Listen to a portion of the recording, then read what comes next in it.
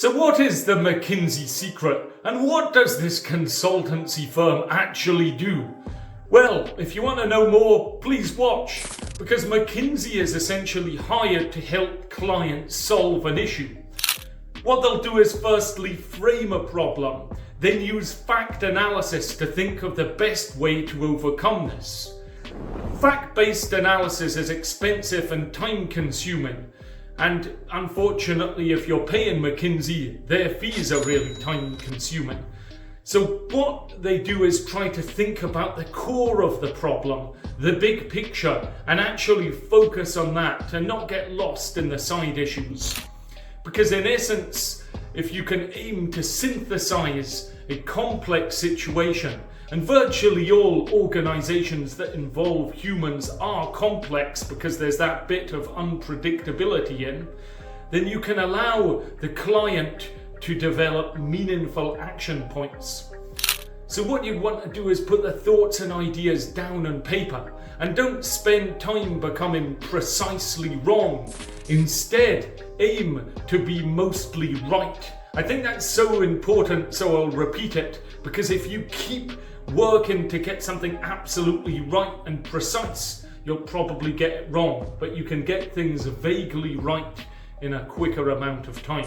So initially, think about a hypothesis as the base of your work, then take deliberate actions to prove, not to approve, to prove or disprove this hypothesis. So if you can then construct a coherent story based on the data and be willing to actually say, look, this hypothesis is wrong, and develop a new one, that will help you move forward. It's just important to stay focused on the actual issue. And the 80-20 rule, also known as the Pareto principle, is one of the key things that McKinsey would use when analyzing data. And it's to help you prioritize, because in essence, 80% of something versus 20%, often it's the 20% that's the most critical that you need to focus on. 80% of sales may come from 20% of the clients, for example. And then by using this, and even when you're analyzing data, think, what is the 20%? What is the key bit that we should be focusing on? And that will allow you to develop a meaningful hypothesis. Remember, when you're then actually doing your research, to list your data sources, because then in future what you can do is come back to it and think, well, I got that information from this source. That source may have been updated for your new project, or it may just be useful to be able to reference it. I've got my website, www.chrisweatherburn.com, where I put lots of written book summaries up, and it's actually quite useful for me to use the search function and try to find the reference for a point that has just sprung into my head that otherwise it would just have gone. But obviously YouTube is the way to go, because this is going on YouTube, baby. Anyway, focus on the top line issues and ask yourself 3 questions to each top line issue.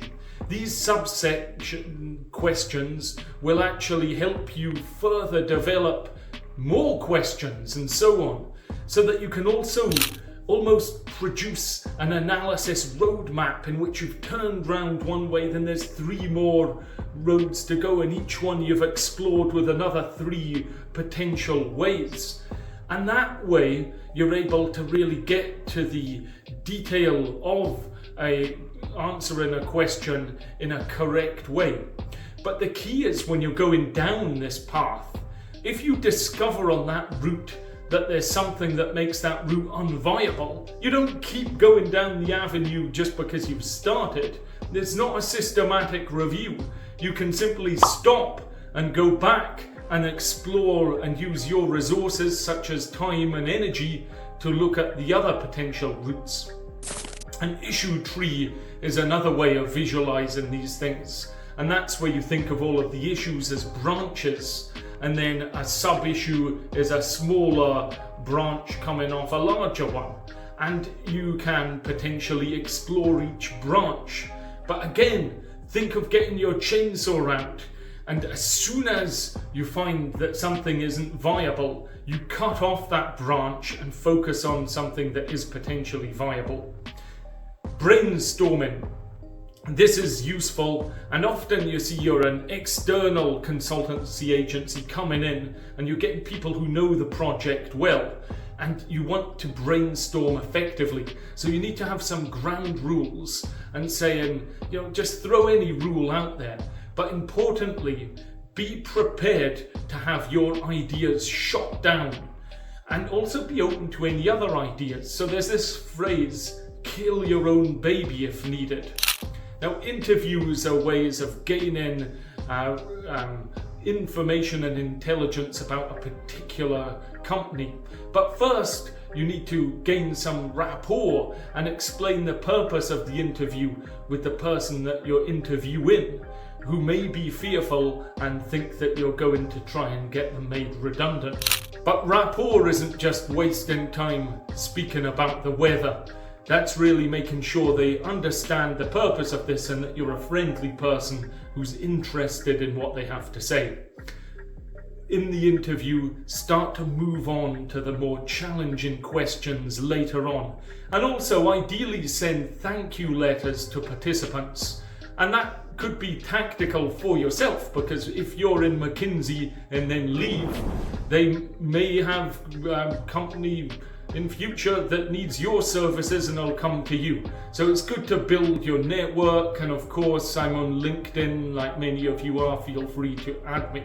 McKinsey associates, wherever they are, have some unusual response requirement in which even if you're a junior associate and you're going to a vice president who's a McKinsey senior partner, whoever contacts them, there is a law. I don't know what happens if you don't do this, but within 24 hours they expect an answer. And why this is useful is that in essence McKinsey is a knowledge management company, and if you've got an expert who knows about something, they can save a lot of time just saying the files are here, this is what I think, rather than that junior person or a senior person who knows a lot about a different aspect taking their time to look at this in more detail. So if you think about it, you can get the relevant expert assisting you almost immediately, and that rapid response really makes McKinsey a great organization if you're employing them. The difficulty is if you're working with them, you have to then respond to these emails and phone calls within 24 hours. So good luck recording your YouTube videos on a Sunday. Now, often what you'll find is a McKinsey consultancy contract will end with a presentation. And they frame this in an unusual way for many people who would think, we'll go through the background, say all this, what we've done, and then come to the conclusion. In fact, McKinsey would have the proposed answer at the start with the facts laid out. And in essence, a good presentation would follow the pattern of the solution with the initial hypothesis and the work that was performed to obtain that solution. And that can save lots of time, because the people that you're presenting it to, the CEOs, the top level executives, don't have much time, and they have seen enough presentations in their life to have one that's a bit shorter. That's great. The key is to only present the pertinent information, not all the facts. Think of those branches that have been chopped off. If their question happens and they want to know more about that, fine. But you could just omit that. Now, McKinsey employees are sure to involve their clients with discussions about the proposed solution before it's presented. It isn't a kind of final presentation like something from Pimp My Ride, where it's like, wow, that's what you've done with it. They actually will discuss this with the client, and it'll allow the hiring team to actually express any reservations about the proposed solution. And also it will allow them to say, look, how about this? Have you thought of this? And then they'll say, oh, well, we'll look at that before the final presentation. As I've alluded to, work at McKinsey isn't all great. Lots of people do leave. And mainly it's because the work-life balance isn't there. And you've got your weekend off that you're expected to go socializing with your clients or your McKinsey colleagues. And also this demand to respond to things so quickly. So quite a few people do actually leave, which is absolutely fine. I'm sure they've gained transferable skills. So in summary, let's tell you all the key things you want to do. Solve your problem or a client's problem at the first meeting with a hypothesis.